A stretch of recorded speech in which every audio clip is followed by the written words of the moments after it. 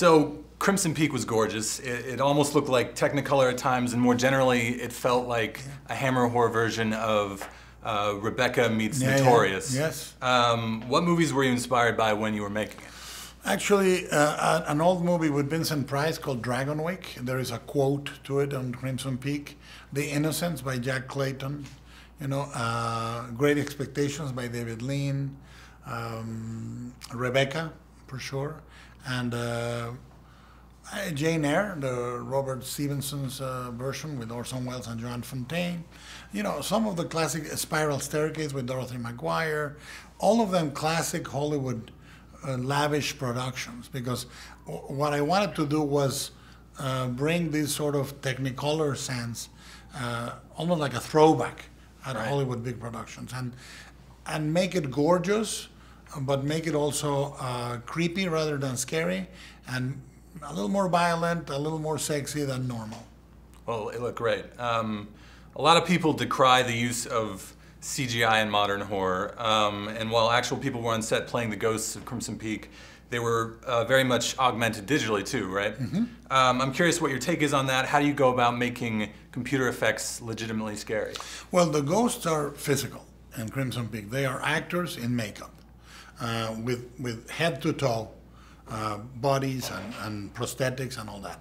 And then we add the floating elements and stuff like that, and the translucency, because I haven't met a translucent actor yet. But and we put a skeleton inside and all that. But other than that, they are physical. They are there. Mm-hmm. And I think it's important to, as proven by the fact that we built a 3.5-story house, and it's not a green screen act of digital magic. I believe in the physical. And I believe that the physical effect and the physical set, whenever you can, is 10 times better than the digital effect. I agree. I know that you dropped out of Justice League Dark Universe because it conflicted with Pacific Rim 2. Yeah. Now that sequel has been delayed a bit, might you return to the DC Universe? I feel like I'm gonna do a little weird movie. Okay. I feel like going back to something smaller, weirder, and then, you know, if Pacific Rim happens, that's fantastic. We're gonna turn in the script, the final script and the final budget in 3 weeks. So it's not by any means canceled. We need to present the studio with a game plan, a budget, and a script that match, and then they'll decide.